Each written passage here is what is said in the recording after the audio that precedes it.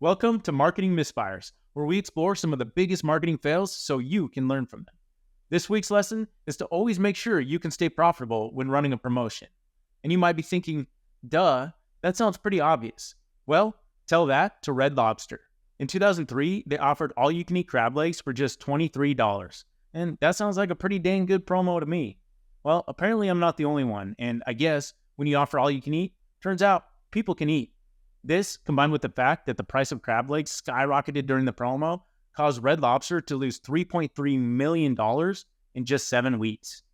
The stock plummeted and the CEO was forced to retire after only 8 months. Like and follow for more.